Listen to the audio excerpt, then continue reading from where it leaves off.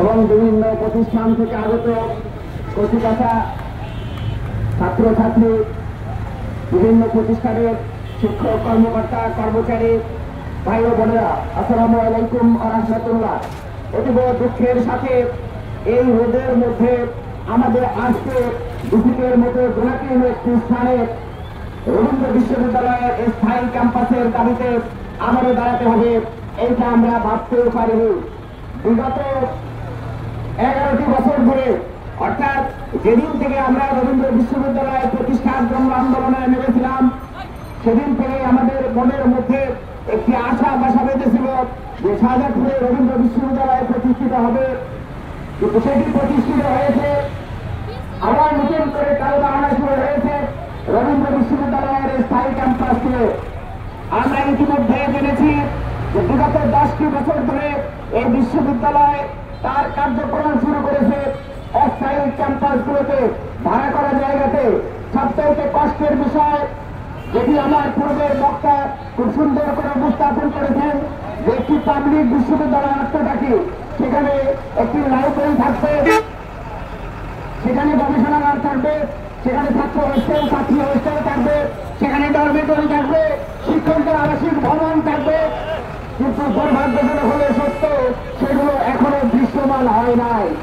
একজন উপদেষ্টাকে জায়গা পরিদর্শনের জন্য পাঠানো হয়েছিল, তিনি একজন পরিবেশবিদ নামে খ্যাত, তিনি এসেছেন, জায়গা দেখে গিয়েছেন।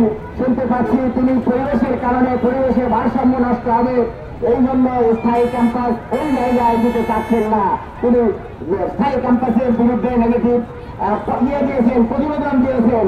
আমরা স্পষ্ট ভাষায় বলতে চাই, রবীন্দ্র বিশ্ববিদ্যালয় বাংলাদেশ যেমন অনেক জেলা, বিশেষ করে কুষ্টিয়ার ভাইরা এখান থেকে নিতে চেয়েছিল, পারে নাই। আমরা আমাদের শাহজাদপুরের দাবি প্রতিষ্ঠিত করে ফেলেছি। আমরা আবারও বলতে চাই, স্থায়ী ক্যাম্পাসের দাবি যদি তা দিয়ে চাও বাহানা করা হয়, আমরা সে দাবি আদায় করেই ছাড়বো ইনশাআল্লাহ। প্রয়োজনে আমরা ঢাকামুখী মার্চ করব, আমরা যমুনা ঘেরাও করব। প্রধান উপদেষ্টা আপনাকে বলতে চাই, কোন অদৃশ্য হাতের নোংরা ইঙ্গিতে রবীন্দ্র বিশ্ববিদ্যালয়ের স্থায়ী ক্যাম্পাস দেওয়া হচ্ছে না? কেন নির্মাণ কাজের দৃশ্যমানতা পরিলক্ষিত হচ্ছে না? সেইটা আপনার কাছে মিডিয়ার মাধ্যমে আমরা জানতে চাচ্ছি। অবিলম্বে সেই কাঠফ্যাক্টরিতে অর্থ নেই, রবীন্দ্র বিশ্ববিদ্যালয়ের স্থায়ী ক্যাম্পাসের কাজ শুরু করতে হবে। আমরা জানি যে কোনো বিশ্ববিদ্যালয়ের জন্য জায়গা ক্রয় করতে হয়, কিন্তু রবীন্দ্র বিশ্ববিদ্যালয়ের জন্য জায়গা ক্রয়ের কোনো প্রয়োজন নাই। শুধুমাত্র সেখানে নির্মাণ কাজের উদ্বোধন করলেই নির্মাণ কাজ শুরু হয়ে যাবে, কিন্তু সেই কাজ শুরু হচ্ছে না অদৃশ্য হাতের ইঙ্গিতে। আমরা অচিরেই সেই রিপোর্টকে প্রত্যাখ্যান করে নতুন করে রিপোর্টের ভিত্তিতে আবারও স্থায়ী ক্যাম্পাস নির্মাণের উদ্যোগ গ্রহণের আহ্বান জানাচ্ছি।